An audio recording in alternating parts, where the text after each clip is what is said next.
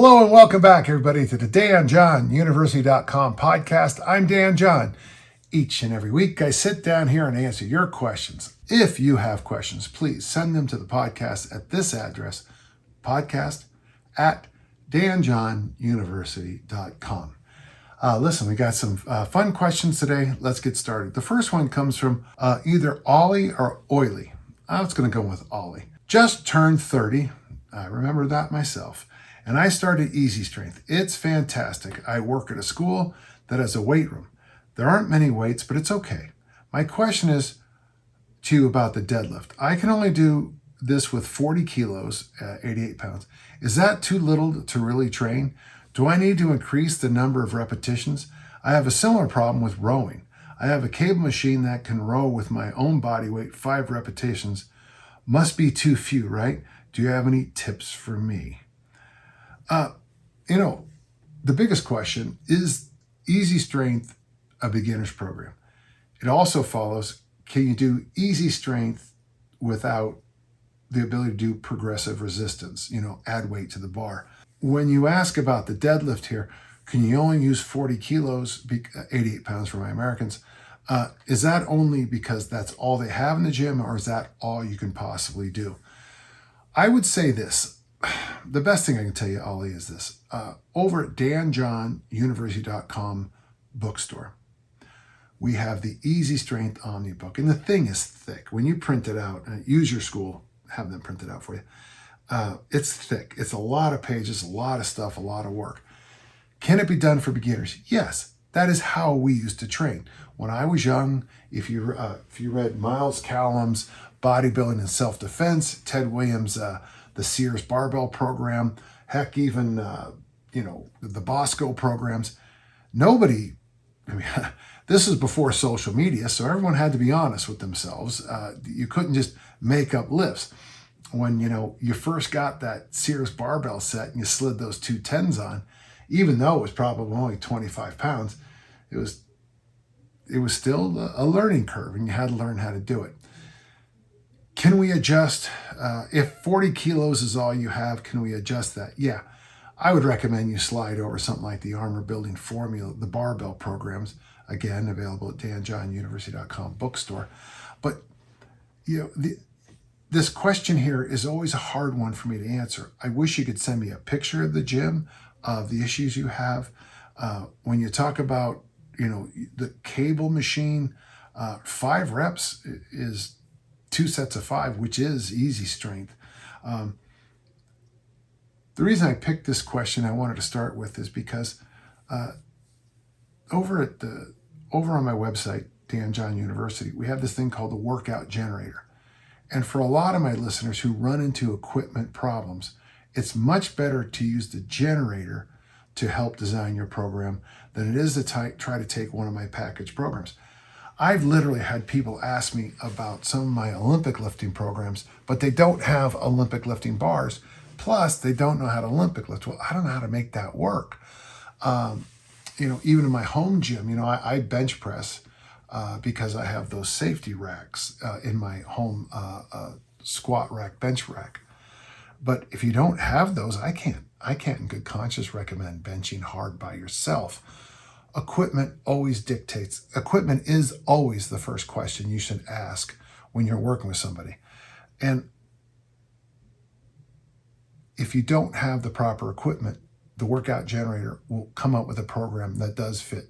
The workout generator is going to answer all these questions for you.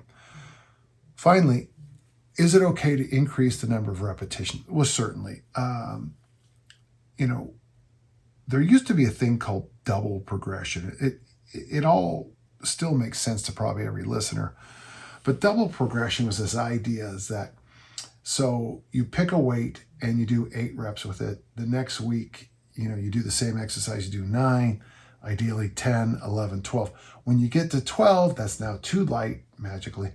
So you add 5 pounds, 2.5 pound plates on both sides, 1 kilo on both sides, and then you're back to 8. Then you get to 9, 10, 11, 12. That's too light. Yeah, 1 kilo, 2 kilos, whatever it is. And you progress with both reps and load. That's all easy strength is. So if you do need to go on the higher reps, just kind of remember, for example, if you start deadlifting 40 kilos, and by the way, you can do 3 sets of 20. It's in Pavel's book back there called Return of the Kettlebell, where a guy, I believe his name was Workman, had a lot of success keeping 3 sets of 20. Now, I tried 3 sets of 20 in the deadlift with kettlebells. I'll be frank with you, my mind is not designed to do that. I found it boring, and I also just didn't like it. However, a lot of people really loved that part of the program. I mean, there is something magical about high rep, simple hinge movements that do make a difference. So I realize that I'm kind of all over the place here because there's a lot of questions that have to be answered by you and I before we can really give you good advice. Is there more plates than just the 40, or is that what you're struggling with? Do you have other options for equipment? Do you have other options for a gym? Like you say, there aren't many weights, but it's okay. That's not bad for a gym. You just might not have, your program idea doesn't fit the reality of your equipment. If I could summarize the biggest problem I see with most people is learning to fit the equipment they have with their programming.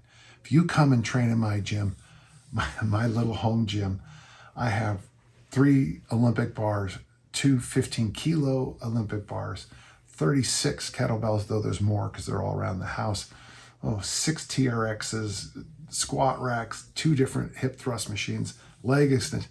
I got a lot of stuff. But there's still things I can't do in my home gym.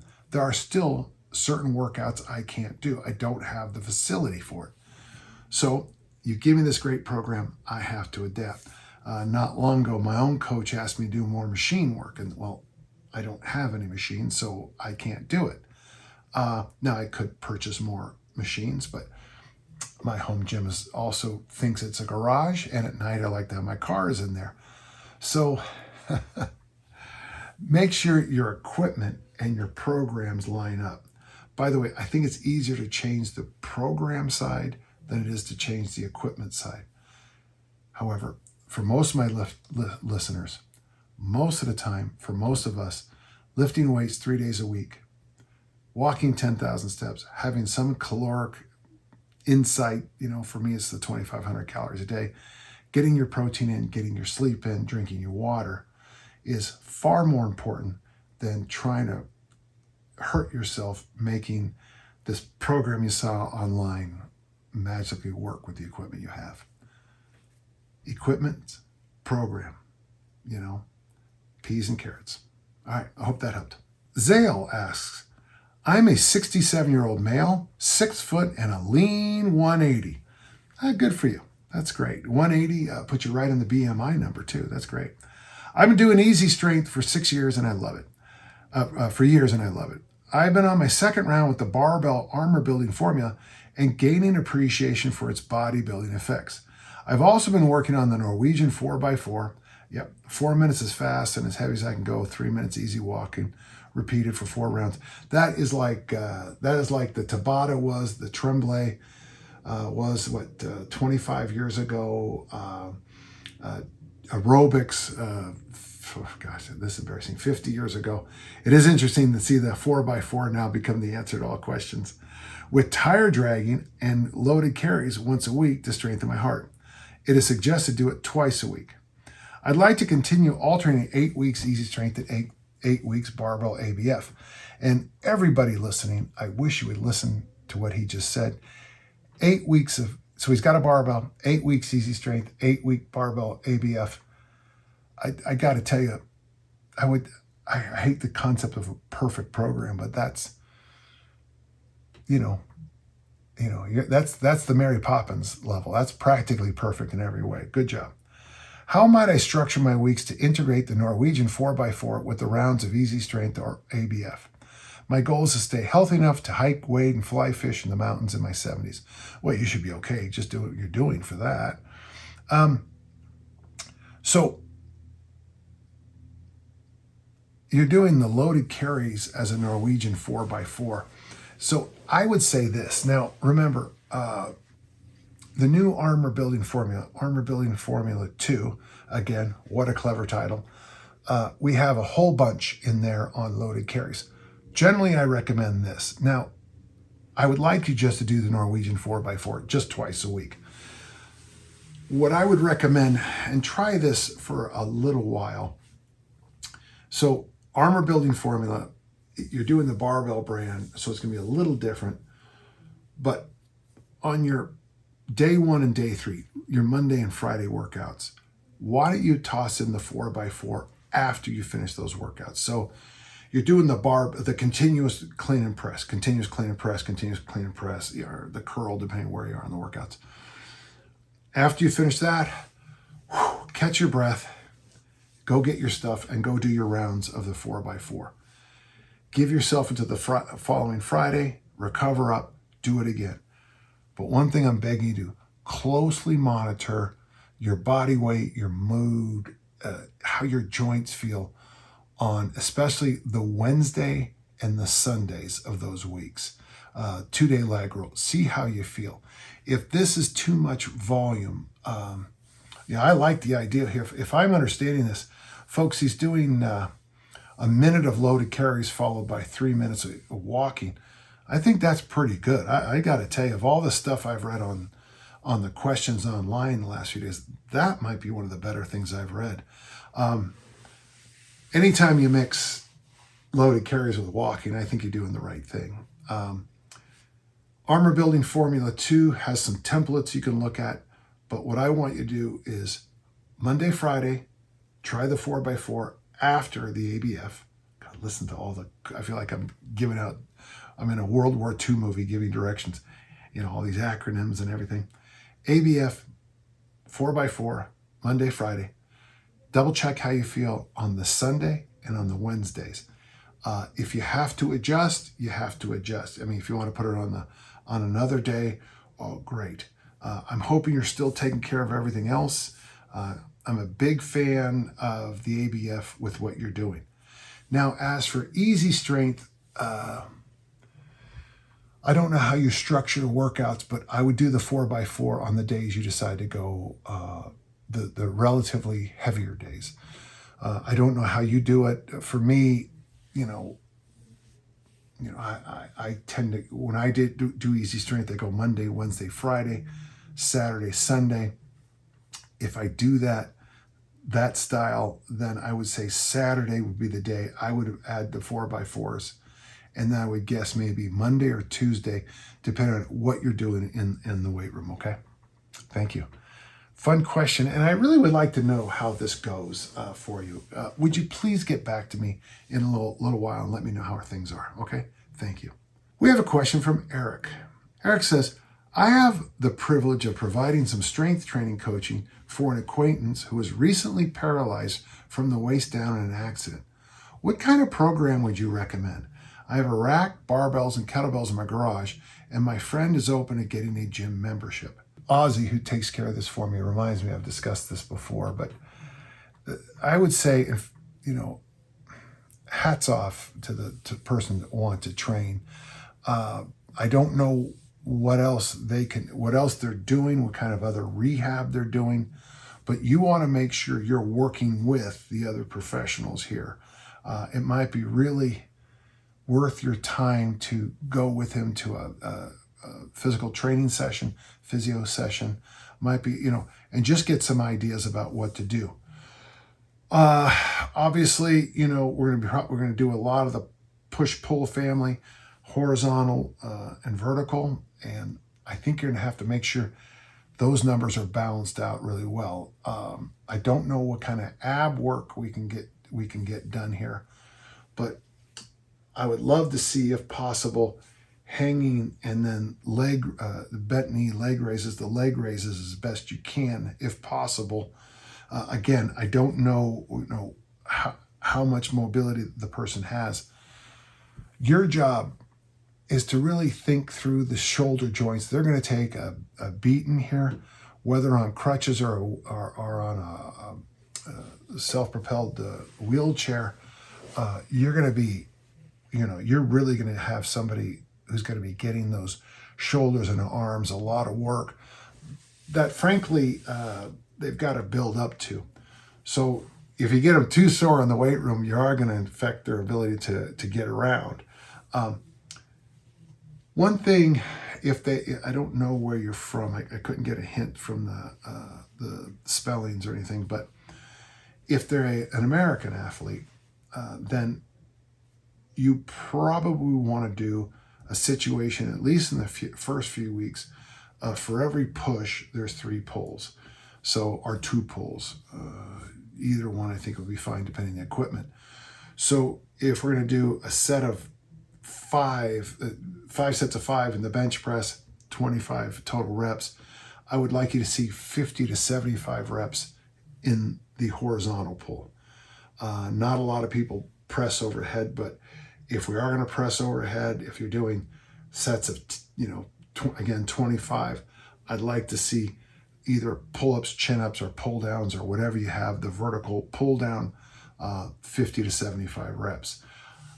It's because so many North American athletes tend to get like this from all the bench press, the push-ups, and our throwing sports.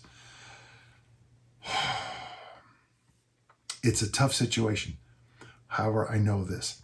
Any work we do in the upper body is going to help. Remember, every time your heart beats, if I'm bench pressing, my heart just doesn't send the magic, hormones and nutrients just to my pecs and my front delts and my triceps. It sends it to my whole body. So any exercise we do for the upper body is going to help the whole body. In addition, any exercise we do for the upper body is also going to send those marvelous nutrients up into the brain. I find that I can fight any depressive feelings I have through exercise. And I think I'm lucky. The past few years, I have had some bouts with seasonal affective disorder, but I actually think it's my personal life that caused the problems. We just blamed it on the weather. But I do know if I exercise, I walk, and if I stay smart, good things tend to happen for me. I hope that helped. I would make sure I work as close as you can with the professionals who deal with this much more often than say I do, or even you do. Thank you, and thanks for being a good friend. That's nice it was really nice to see that. Charles says, I love the show, and even you go over repeat questions. I always feel like I learn something new or understand something better. Yeah, I guess if I answer the question often enough, I even learn.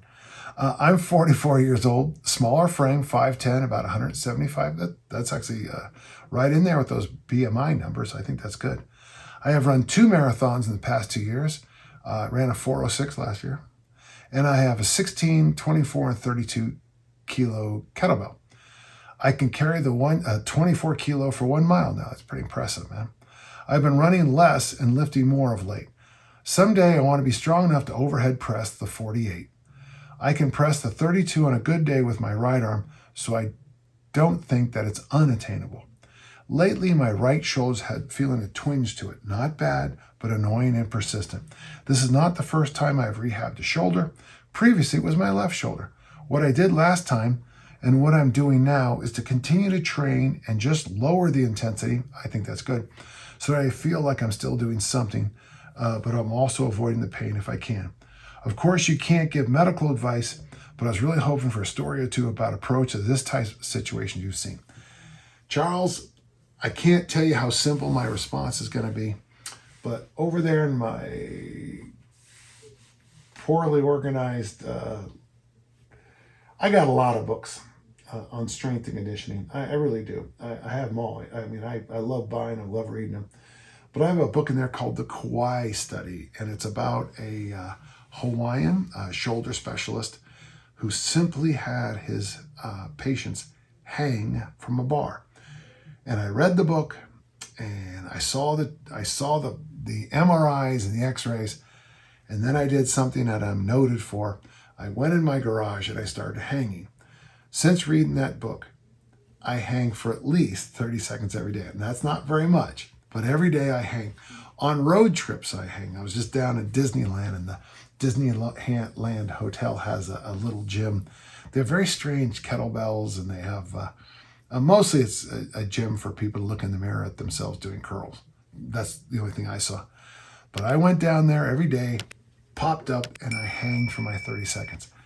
Charles, that's my answer. I want you, well, I got to be careful because I am dipping into medical advice here. But I've had so much feedback in the last couple of years since I started talking about hanging. I've had so much feedback that hanging answers so many people's questions about their shoulders. I remember years ago when my javelin throwers, none of them got hurt in a season, which was really amazing because javelin throwers get hurt a lot. It can be a very brutal sport. And what had happened at the beginning of the season is the school had shifted the javelin sector over. So now it was right next to a bunch of monkey bars. And Kyle, my senior at the time, decided to just start doing with the team. He was the senior, my senior, called him senior captain. He was my senior captain, and he started having the kids do monkey bars every day. At the end of the season, no shoulder injuries, no back injuries. In hindsight, I look back through the Kauai study, the lens of the Kauai study, and I look back and I see that maybe. Now, it could be I'm a great coach and I'm so technically wonderful that I can fix every error on the first attempt. Or it could be that we humans are brachiators. Most of us, I know, have opposable thumbs, binocular vision. Our bicep works as a tendon ligament when we brachiate, when we hang. I think hanging is the answer. There was a song when I was younger, Love is the answer. I think they just, changed it to hang is the answer, and there you go. Hang. Thank you. Ben, very simple question. I was wondering your opinion, do you see any benefits or disadvantages between doing the original ABC program with doubles compared to doing the version 2.0 with a single? Both have a lot of advantages. The big advantage for the doubles is that you have more load. And more load, Dick Notmeyer, he who lifts the heaviest weights gets the strongest, When you add more load, you tend to get, good things seem to happen.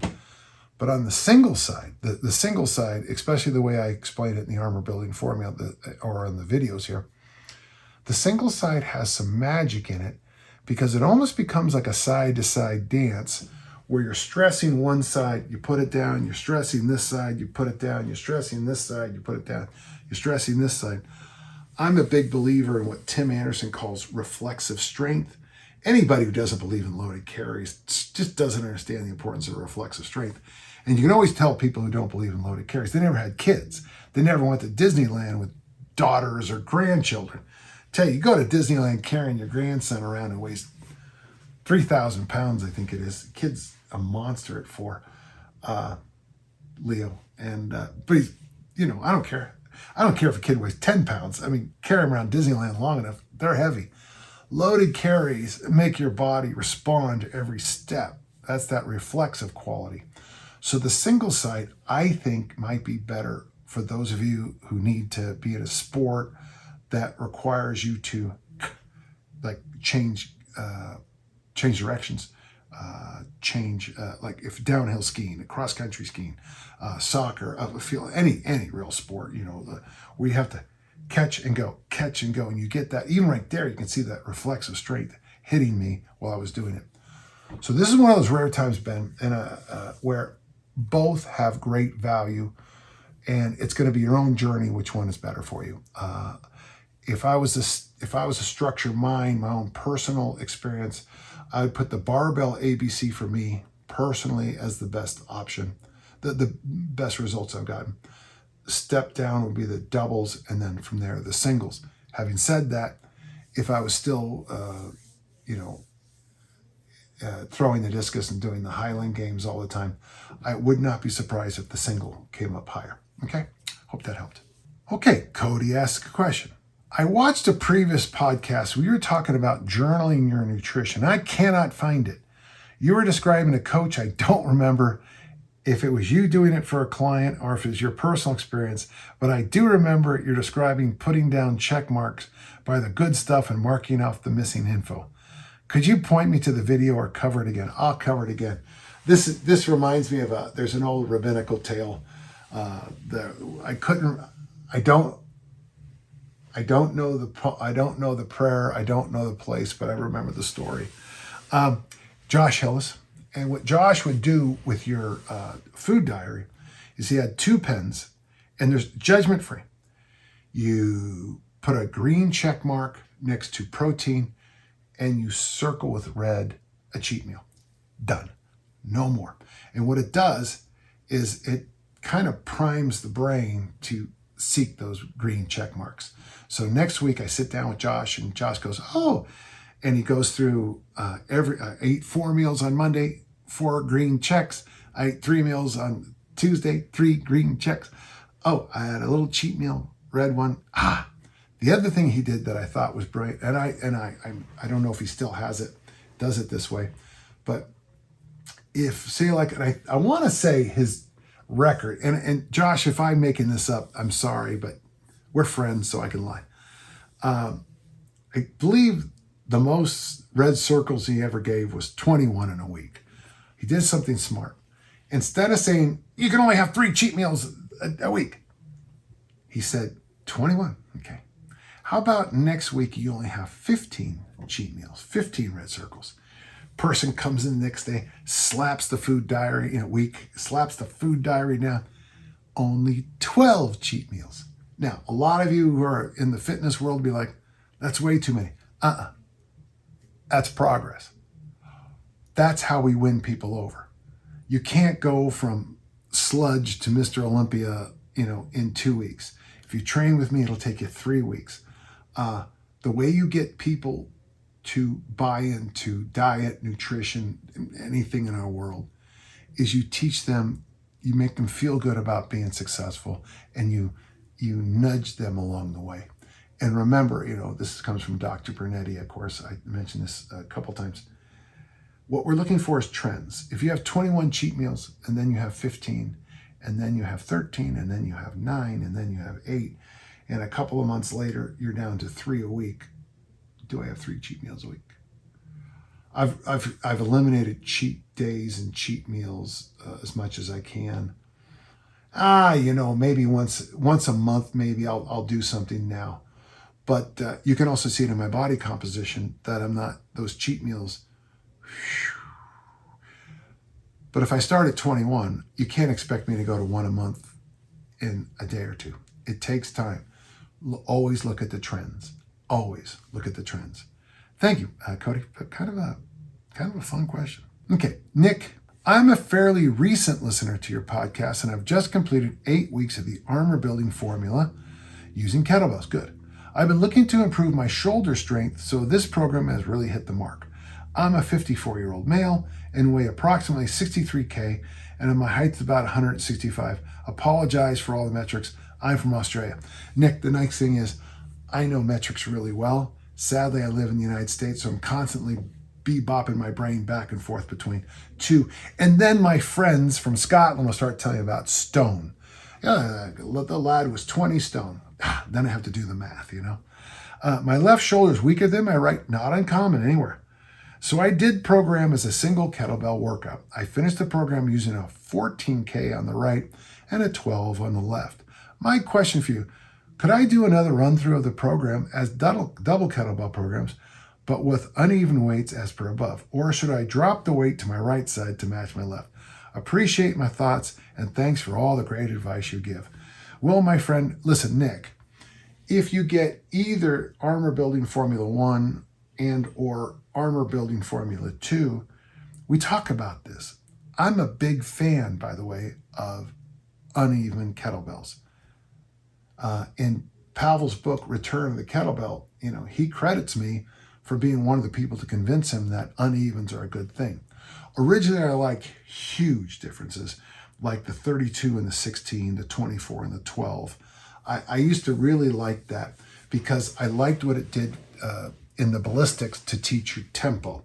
So if you're doing a clean and you got 32 in one hand and a 16 in the other, unless you want to go boom, boom, like a traffic accident or, rolling down a hill, you had to tame both arcs separately. And I thought there was great value to that. In your case, with the 14 and the 12, you're kind of close. But here's what I recommend. On the ABCs, the Armor Building Complex, you put the 12 here and the 14 there, you do a round. Put the weight down, step to the other side, do the next round. Step to the original side, do the round. So that you're switching 12 here, 14 here, next round, 14 here, 12 there. That's what I talk about in the book. Over on the threads and on the forums I've been reading, a lot of people had a lot of good success with this. The reason I told you about, originally I said I like that big difference in the two bells. I originally liked the 2-to-1. But most of the guys over there are using the 24 and the 20, which is close, very close to your 14 and 12. And they're finding that that small difference gives you a chance for your less strong arm you focus on that less strong. So you got the 12 here in your strong arm, and you got the 14 here. You're still pressing, you're getting the work in, but you're kind of emphasizing this side a little more. Next round, it's back to the 12. I got this with no problem. That's what I would recommend, and I hope that helps. Wow, that was a really easy session. That went by fast. Okay, as always, if you have a question, please send them here to the podcast at danjohnuniversity.com. I almost said my email address right there. As always, I love answering your questions. And until next time, let's all keep on lifting and learning. Thank you.